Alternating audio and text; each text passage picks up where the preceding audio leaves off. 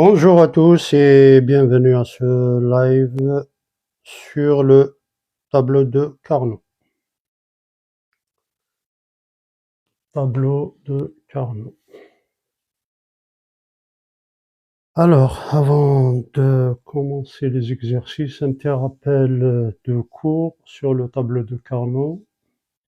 Quelques règles de simplification pour les diagrammes de Carnot. Donc, règle 1, si deux niveaux logiques 1 remplissant respectivement deux cases adjacentes, c'est-à-dire deux cases côte à côte, il y a simplification possible dans ce cas. On élimine une variable. Deuxième règle, dans le diagramme en 1 peut servir autant de fois que cela est nécessaire, car x plus x égale x. Troisième règle, on rassemble les cases adjacentes contenant des 1 dans les boucles regroupant un nombre pair de 1 égal à 2, 2, 4, 8, etc. La variable qui prend les deux valeurs 0 et 1 dans le groupement disparait. Donc, il ne reste que le produit des variables qui gardent la même valeur. Dans un groupement de deux termes, on élimine donc la variable qui change d'état et on conserve le produit des variables qui ne changent pas. Et dans un groupement de 4, on élimine les deux variables qui changent d'état.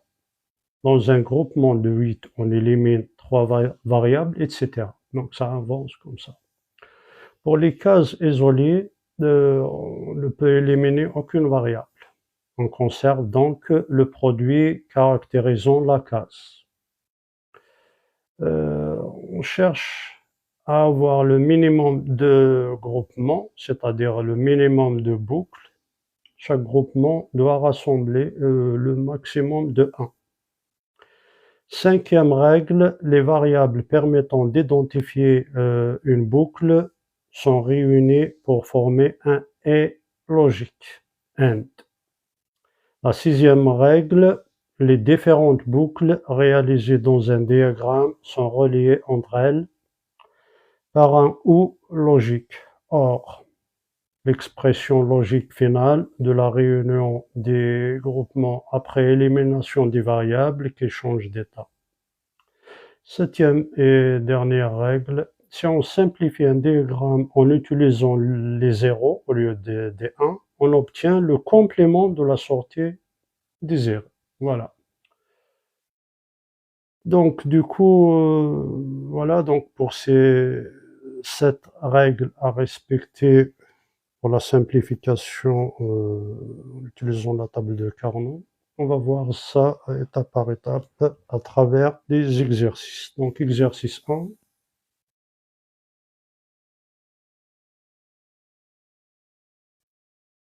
Exercice numéro 1. Voilà. On va voir fonction de à deux variables. Fonction à deux variables. Fonction à deux variables.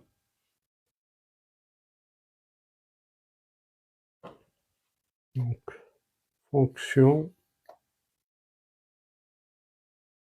Donc, première partie. Fonction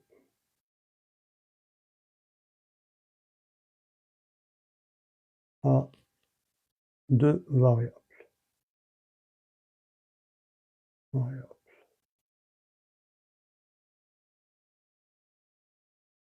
Fonction à deux variables.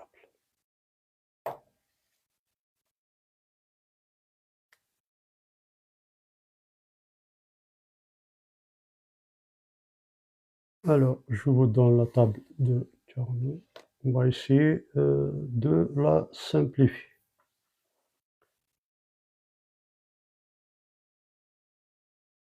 Donc la table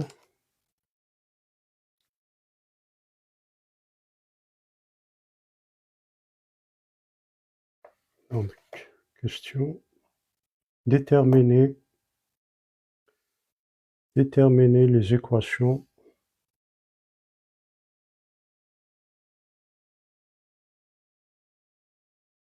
déterminer les équations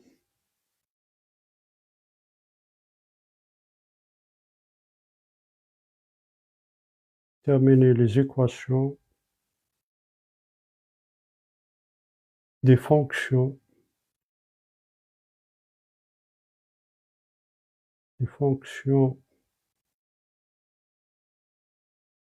logiques suivantes.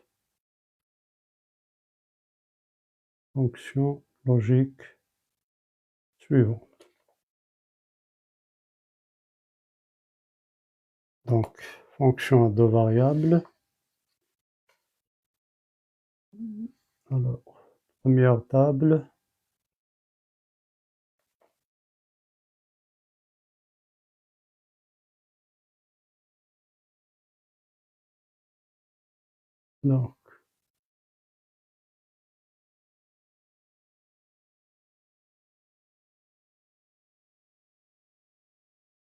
Donc, on a les entrées.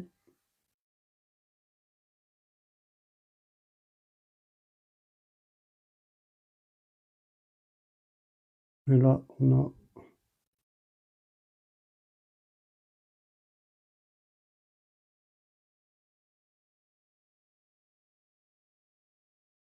soit 0, soit 1.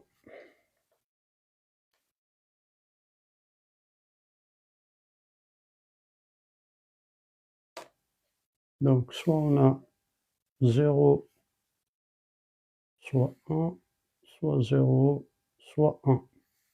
Et les variables, donc on a A, et là on a B, et dans ce cas-là, on a X.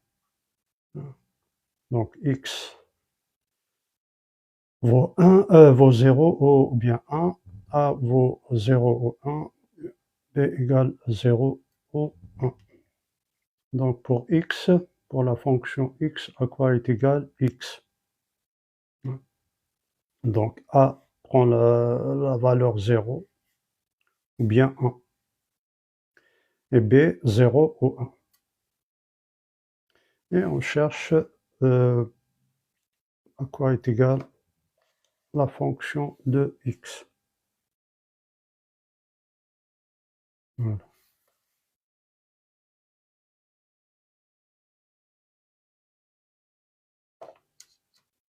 Donc, on a ici un 0, ici un 0, et là on a 1, là on a 1, 1. Et on cherche à quoi est égal X. Deuxième table.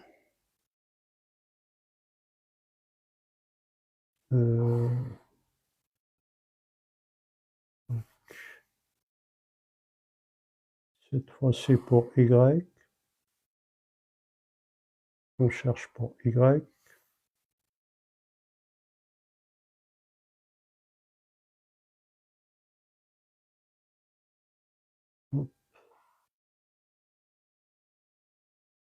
Donc, soit on a A, B, donc ce sont les entrées.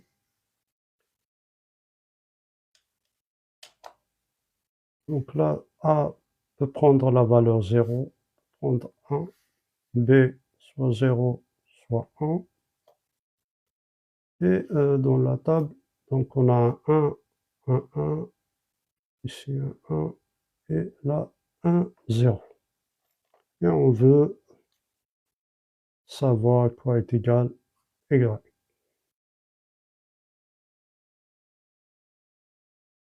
Voilà, ça c'est le premier cas, fonction à deux variables.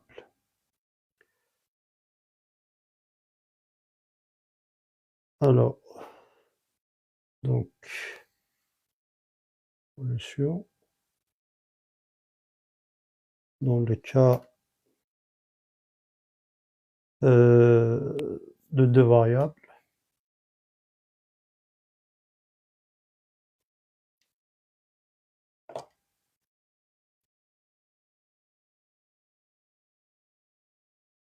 Donc, qu'est-ce qu'on va faire? On va faire les groupes, regrouper les 1. On va regrouper les 1. Là, on a 1 qui est adjacent à 1, donc juste à côté. On peut les regrouper. Donc, on regroupe les 1. Donc, on le regroupe comme ça. Donc, x à quoi est égal la fonction de x. Donc, x, la b peut être égal à 0, peut être égal à 1. Donc, on ne va pas prendre b.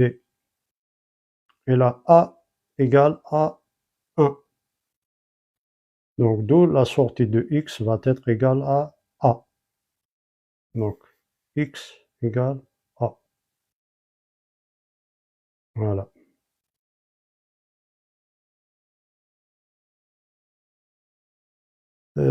Pour y, donc quoi est égal y?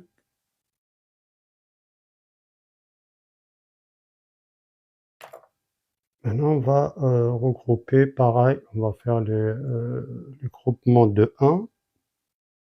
Donc là, j'ai ces deux 1 là, sont côte à côte.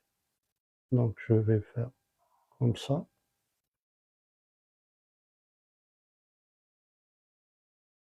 Et j'ai également ces deux 1. Donc un 1 peut-être, on peut le prendre plusieurs fois. Donc il est adjacent. Donc on va prendre, je vais changer de couleur.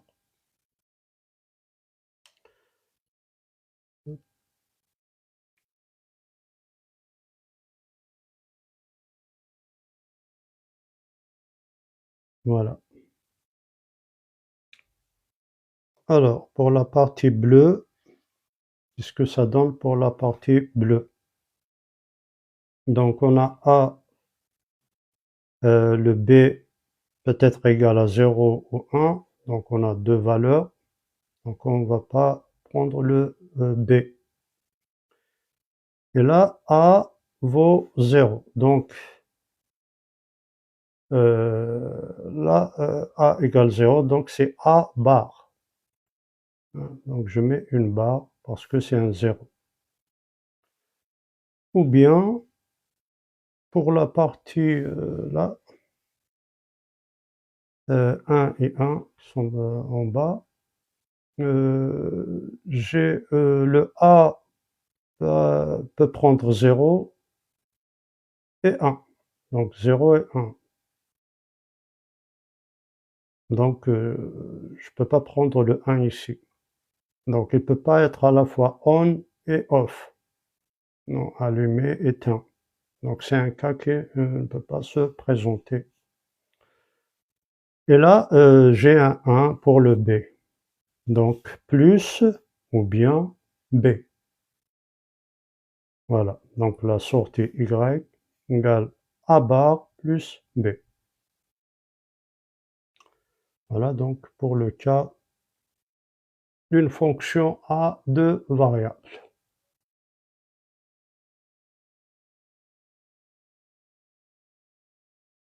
Bien, deuxième cas. Donc, deuxième cas, on va voir fonction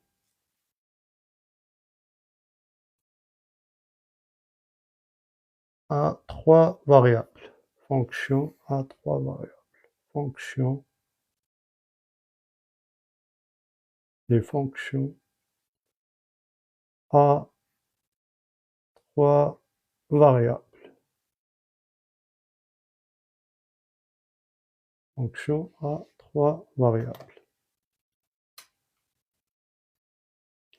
Donc le principe de simplification reste le même, peu importe le nombre de variables. Alors, donc pour 3 variables, je prends par exemple cette table-là.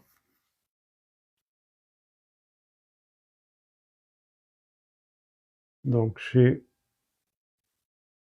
par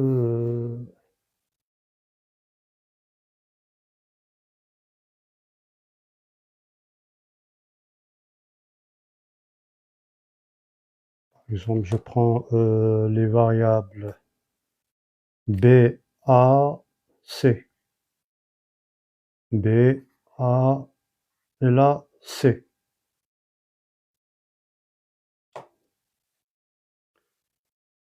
Et donc là pour BA, donc j'aurai 4, j'ai besoin de 4 cases.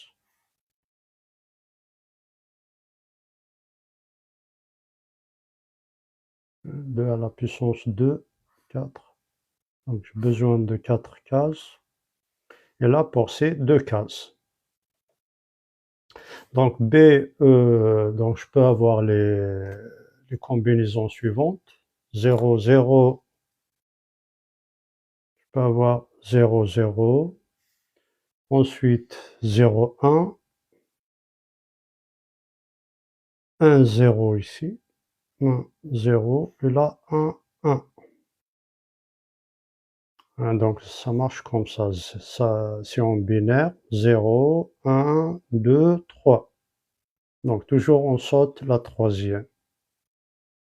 Ça c'est un 0 en binaire. Ça c'est 1.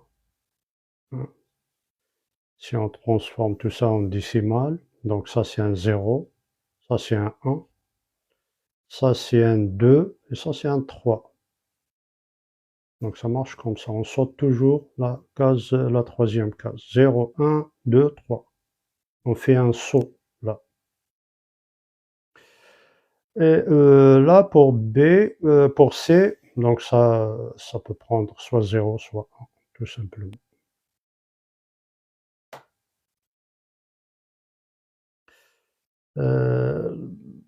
Donc je peux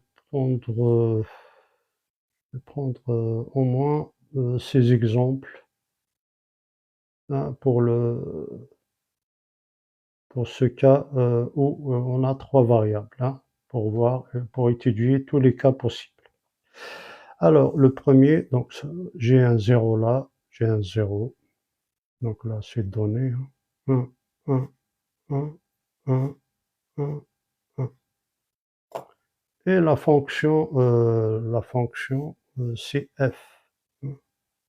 Donc je cherche la fonction f, par exemple. Quoi est égal à la fonction f.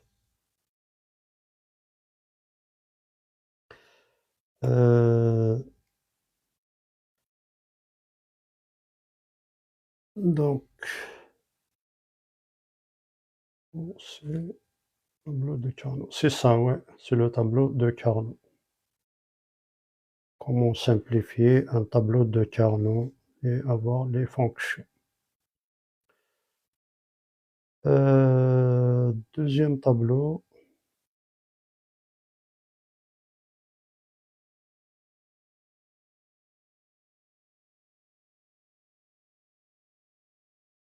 Donc,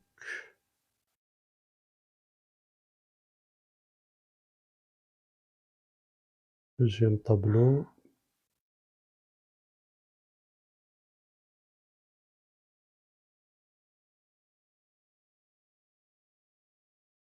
Donc, j'essaie de voir tous les cas possibles, les différentes techniques de simplification en utilisant le tableau de Carnot. Alors, je garde toujours BA pour les entrées. BA, C, C poids le plus faible, poids fort, etc. Donc là, je vais appeler cette fonction, par exemple, G.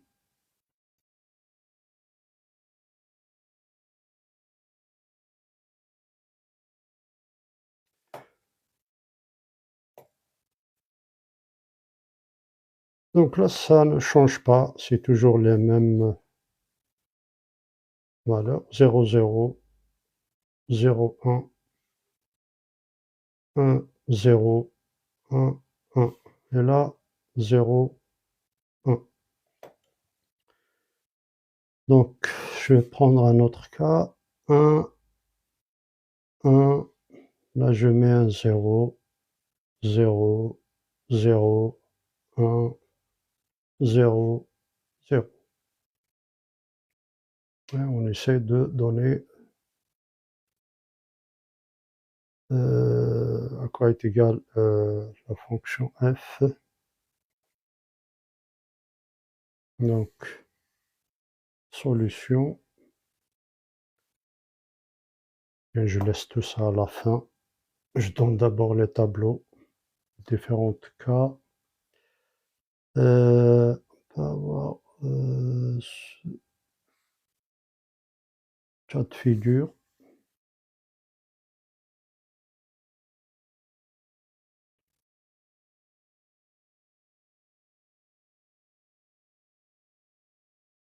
Voilà.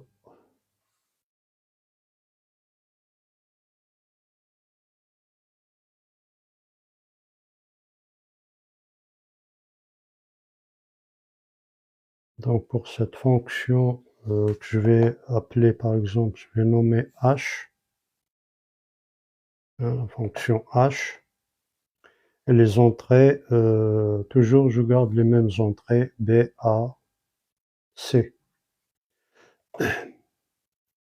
Donc je complète 0, 0, 0, 1, 1, 0, 1, 1, là 0, là c'est 1. Donc pour H, je donne la première ligne, c'est D1, là c'est un 0, là c'est un 1, là c'est un 1, là c'est un 0. Et on cherche à quoi est égale la fonction H. Je prends un autre cas.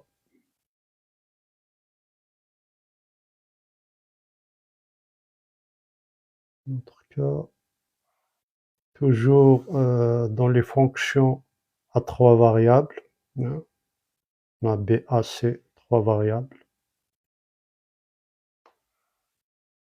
Et on veut simplifier la table de Carnot pour avoir la fonction simplifiée.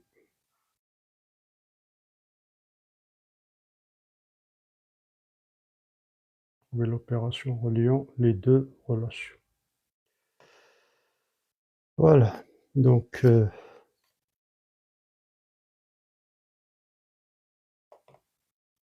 je garde toujours les mêmes entrées, B, A, C, et je complète 0, 0, 0, 1, 1, 0, 1, 1, 0, 1.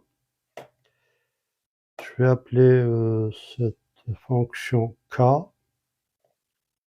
Et pour K, donc j'ai un 0, 1 ici, 0, 0, 1.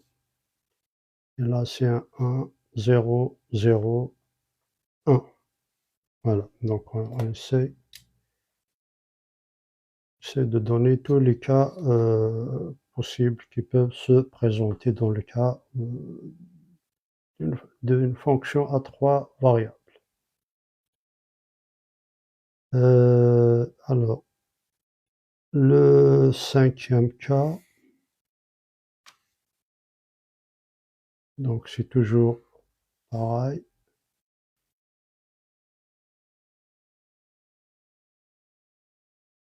Par contre, la simplification diffère d'un cas à un autre. Ça dépend, chacun est un cas.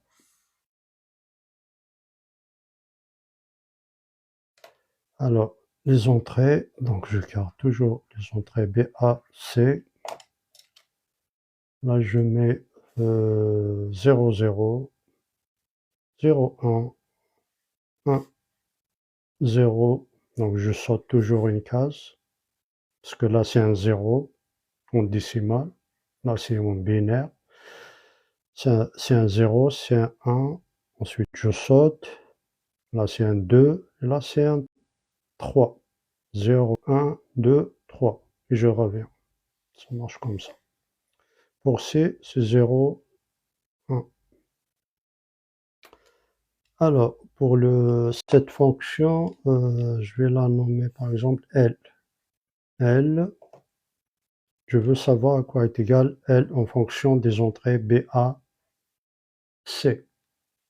Sachant que cette table,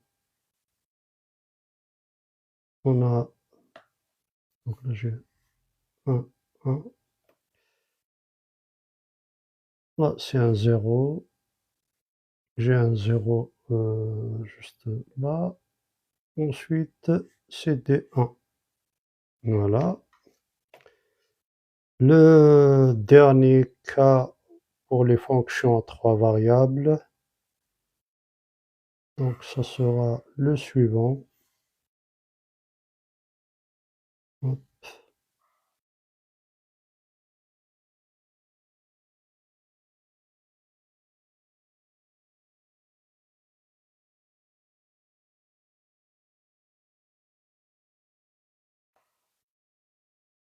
Voilà, donc je garde toujours les mêmes entrées, BA, C, 0, 0, 0, 1, 10, 11, 0, 1. Et là, cette fonction, c'est M, la fonction M. Alors, donc, qu'est-ce que j'ai?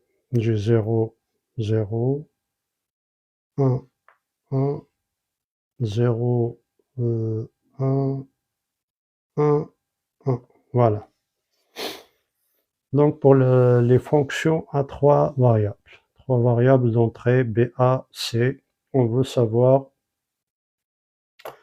à quoi est égale la fonction de sortie. Alors, donc on va corriger tout ça. Solution.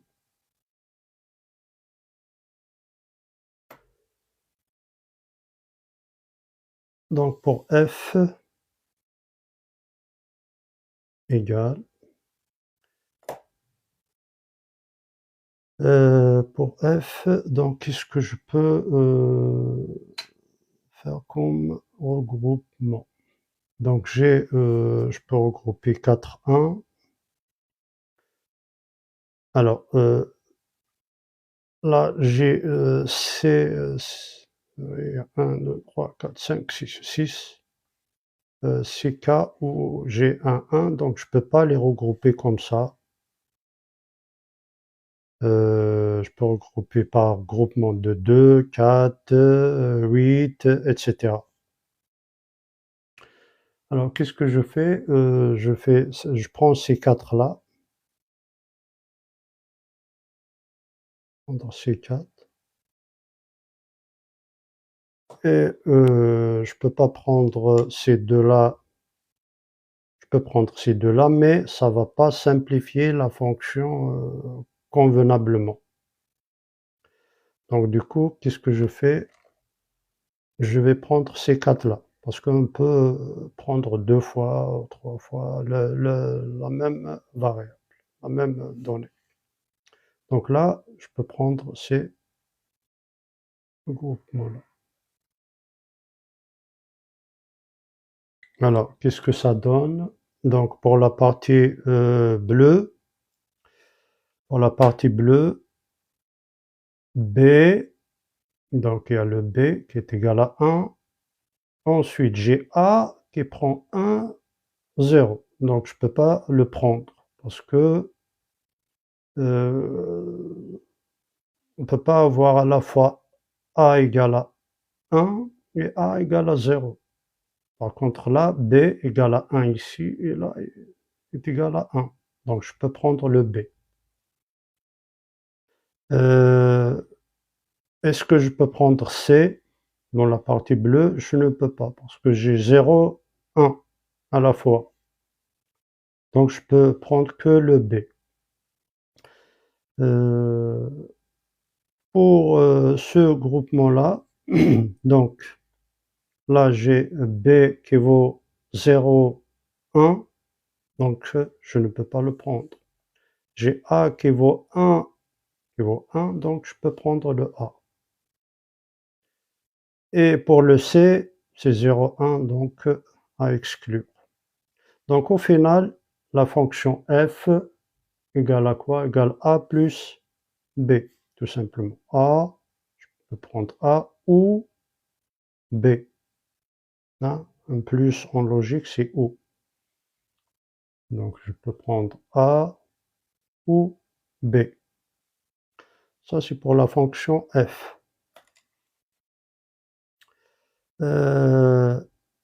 Pour la fonction g, donc g égale, comment on va simplifier cette fonction? Alors, donc on commence à vérifier les 1 qui sont adjacents, hein, d'après les règles de simplification. On a, je peux prendre ces deux 1 là. Ces deux 1. Ensuite, est-ce qu'il me reste ce 1 là? Est-ce que j'ai un 1 juste à côté? Non, j'ai que des zéros. Est-ce que si je vais plier par exemple cette table, hein, par exemple je prends cet axe de symétrie, est-ce que si je plie comme ça va coïncider avec un 1?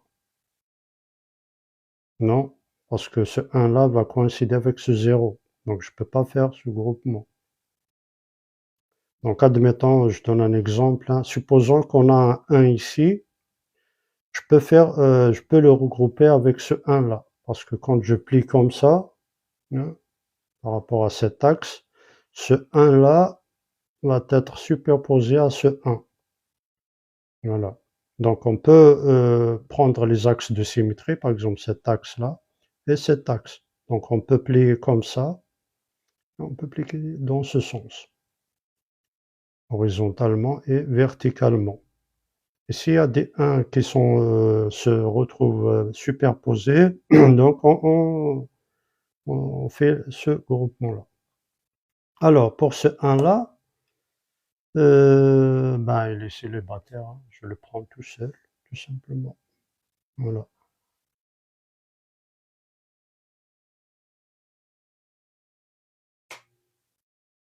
Alors, maintenant, on va écrire la fonction quoi est égal g égale. Donc là, pour la partie bleue, donc j'ai 0, 0, B bar, A bar, et pour C, ça change, donc 0, 1. Donc je ne peux pas le prendre, le C. Donc vous voyez, donc ça me simplifie le C de ma fonction. Donc,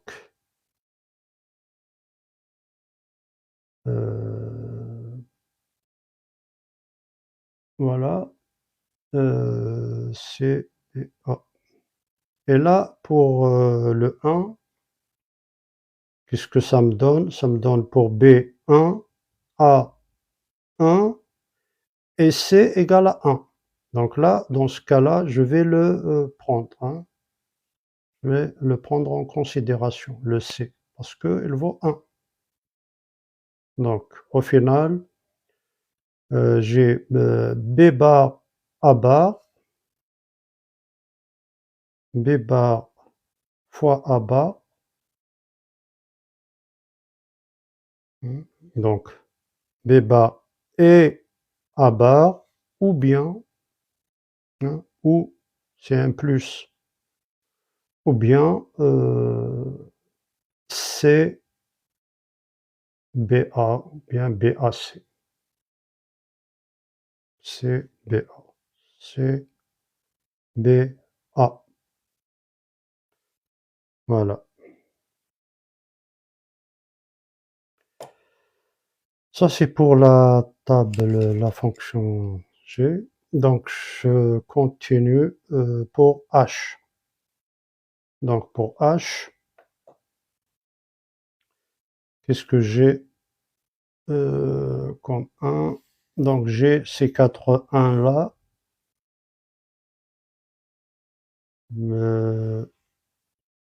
Donc, je peux faire le groupement de ces 1 là, 4 1.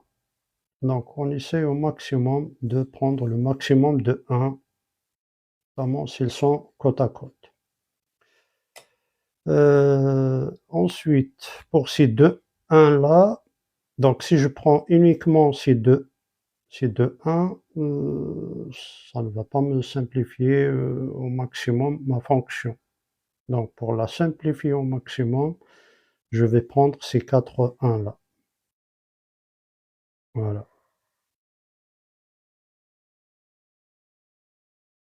Voilà. Donc on a là j'ai pris tous les 1 qui sont disponibles sur ma table.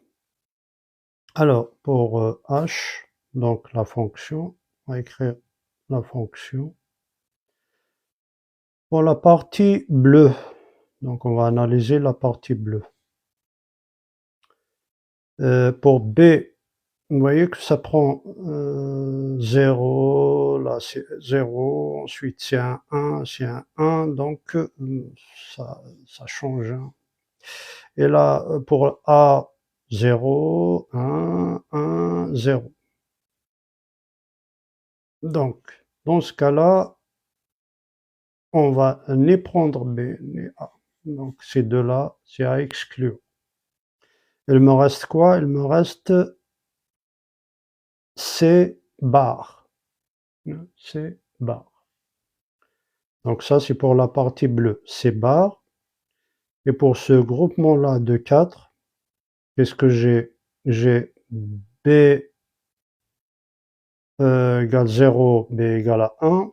Donc je ne peux pas prendre le B. Pour A, il vaut 1, il vaut 1. Donc je peux le prendre. A égale à 1. Et pour C, ça change. Un coup c'est 0, un coup c'est 1. Donc imaginez un interrupteur, si vous actionnez un interrupteur, soit il est à 0, soit à 1, soit on, soit off. Il ne peut pas être au milieu. 0 et 1 en même temps.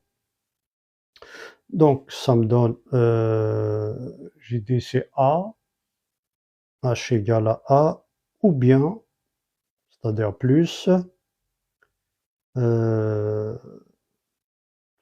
C bar. C bar. Plus C bar.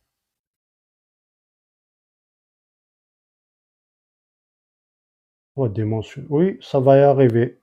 Ça va venir à 3 dimensions. Ça va venir.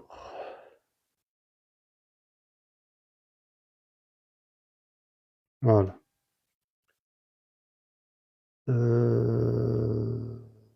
Donc ça c'est pour H. Pour H.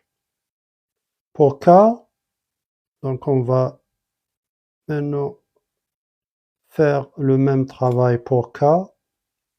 Donc vous voyez, chaque cas est un cas. Donc,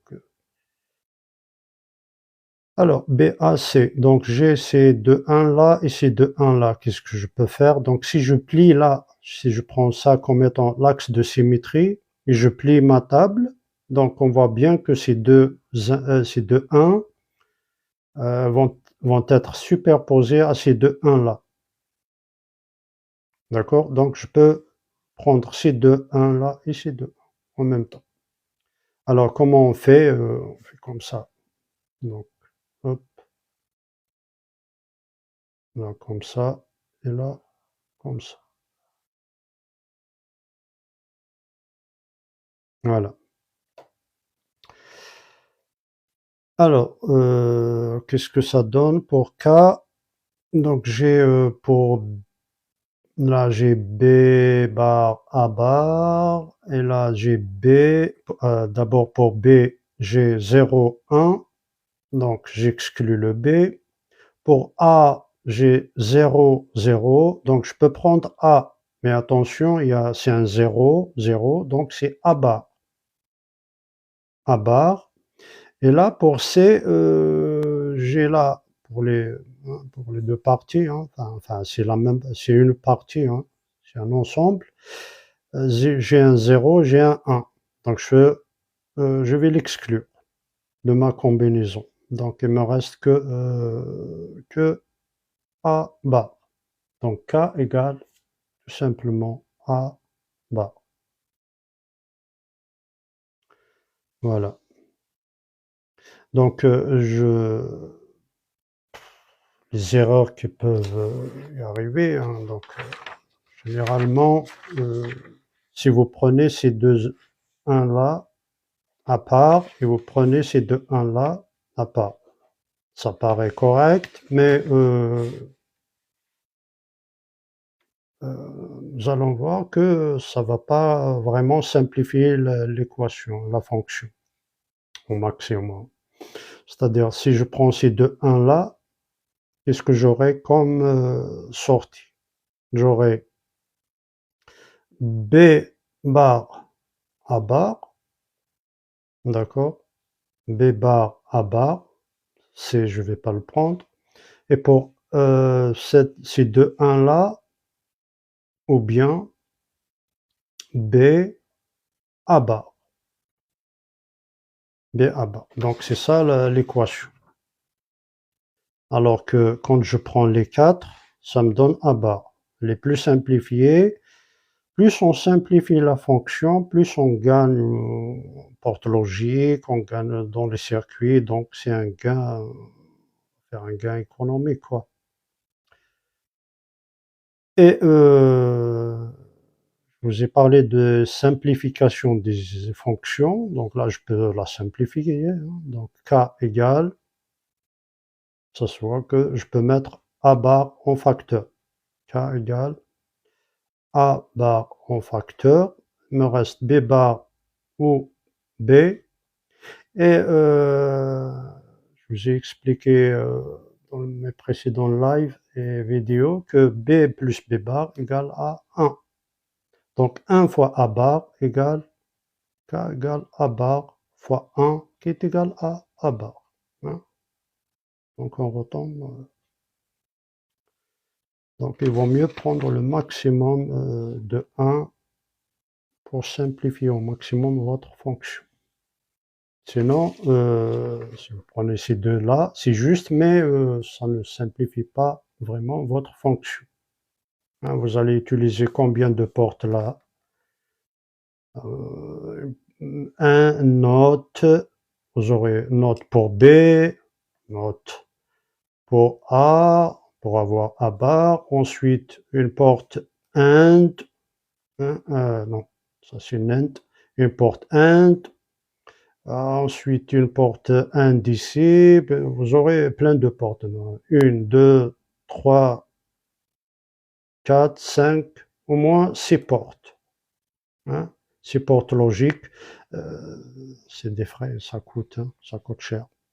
Par rapport à A bar, vous voyez, A bar, je prends juste une porte, note, j'ai A bar. Voilà. Donc d'où l'intérêt de la simplification avec la table de Carnot. Bien, s'il n'y a pas de questions, désolé, je n'ai pas vu les commentaires. S'il y a des questions, n'hésitez pas à m'envoyer dans ma boîte de messagerie. Alors, donc, pour K, on avait dit c'est A. Maintenant, on arrive à L. L. Comment je simplifie la table de L? Donc L, toujours j'essaie de prendre le maximum de 1. Attention, là j'ai 3 1 qui sont adjacents, je ne peux pas prendre les 3. Je peux prendre 2, 4, etc. Alors, comment je peux simplifier au maximum là?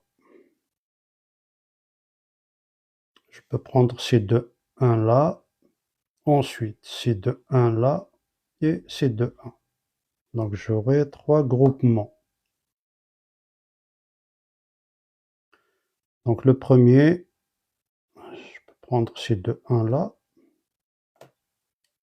Ensuite, ce 1 là, si je plie à ce niveau-là, sera superposé à ce 1. En plus, il est adjacent. Donc, je peux le regrouper avec ce 1. Et ce 1 là, je peux le regrouper avec celui-là aussi. Donc, on peut prendre autant de fois qu'on peut le 1. Donc, ce 1 là, il fait partie de ce groupement là. Il fait partie de ce groupement et de ce groupement. Alors, notre couleur. Donc, je vais prendre ces deux 1 là. Comme ça, je suis sûr que je vais simplifier au maximum ma fonction L. Alors, pour la partie bleue, qu'est-ce que ça donne? Ça donne un B. OK, donc c'est un 1. Pour A, je vais l'exclure parce que j'ai un 1 et un 0 en même temps. Donc c'est un cas qui ne peut pas se présenter. Et pour C, je peux prendre C parce que ça vaut 1. Hein. Je lis comme ça dans ce sens. Je vois que pour 1 et 1, j'ai un C qui est égal à 1. Pour le rouge, hein, ce que j'ai mentionné là en rouge, c'est de 1 là, j'ai un B, j'ai un A, je peux prendre B, A. Par contre, pour le C, ça change. Donc j'ai un 0 et à la fois un 1. Donc je vais exclure le C. Pour ce 1 et ce 1 là, qu'est-ce que ça donne? Donc pour B, je vais l'exclure parce qu'à la fois 0 et 1. Et pour A, je vais prendre A parce que ça vaut 1 et 1. Et pour C, je vais prendre le C. Voilà. Alors, ça sert à rien. Ça, bah, pour vous, bah, puisque ça sert à rien, je vais vous envoyer balader. Ça sert à rien. Hein. Vous perdez votre temps ici.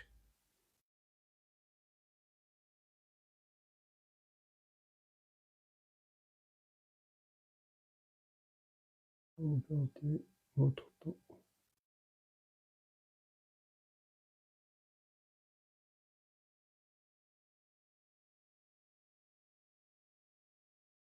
Voilà. Hop.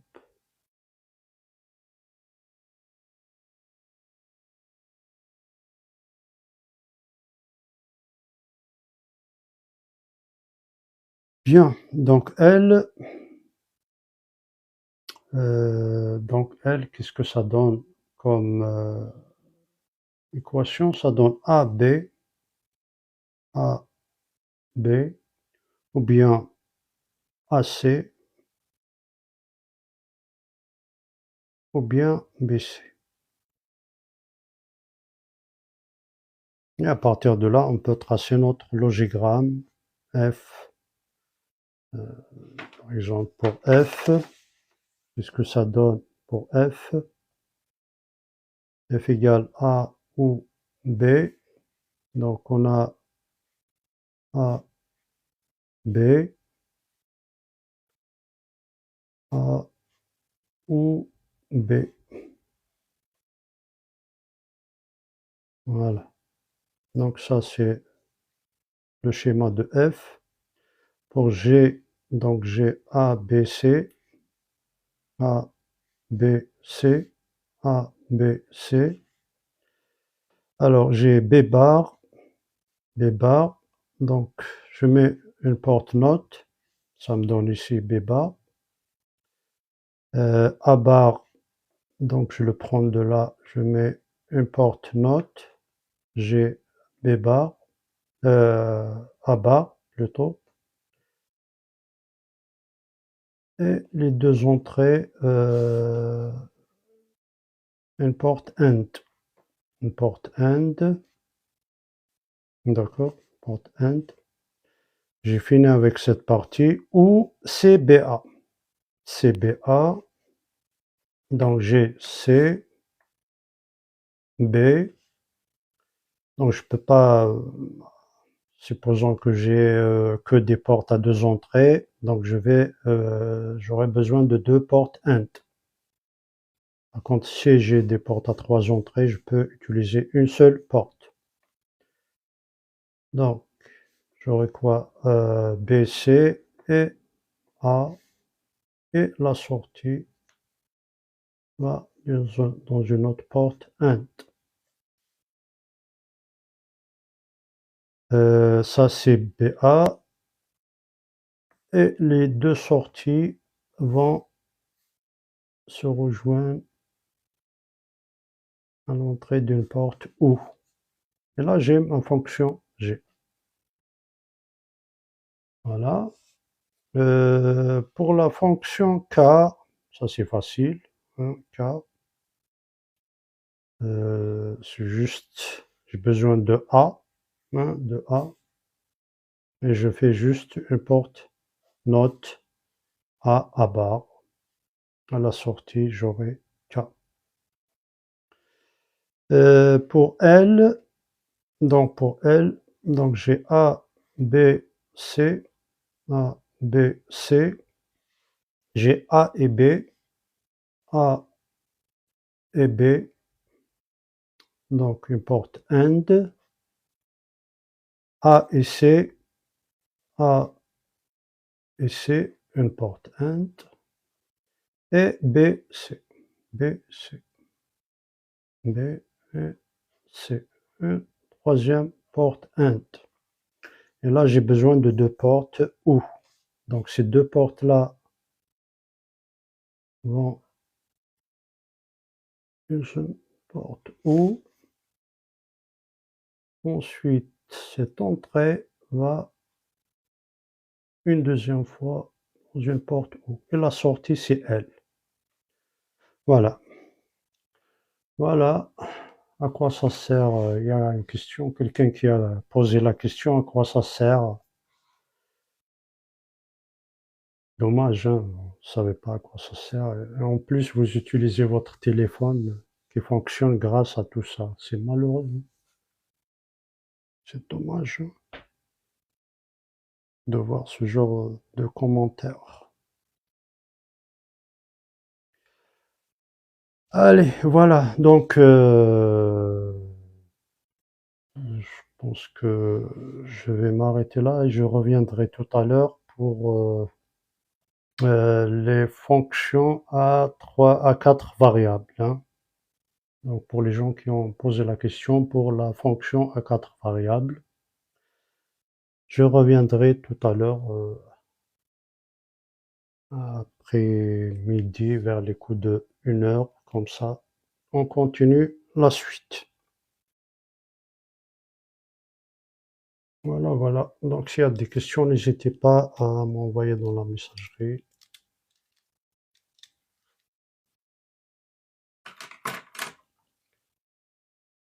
Faire la logique séquentielle. Ouais, j'ai déjà posté des vidéos sur la logique séquentielle. D'ailleurs, je vais je compte faire des multiplexeurs. Donc j'ai fait des registres, je crois des registres, non, des compteurs, codeurs, etc. Ça, je l'ai déjà fait. Et je compte faire un peu sur le multiplexage, multiplexeur 74, 151, etc. Voilà, voilà. Donc, sur ce, je vous dis bon appétit. Je reviendrai tout à l'heure donc pour les fonctions à 4 variables pour continuer la suite et faire d'autres exercices. Toujours sur la table de la simplification d'une table de Carnot. Voilà, merci, merci pour les likes, pour vos commentaires. Voilà, voilà. Allez, à tout à l'heure.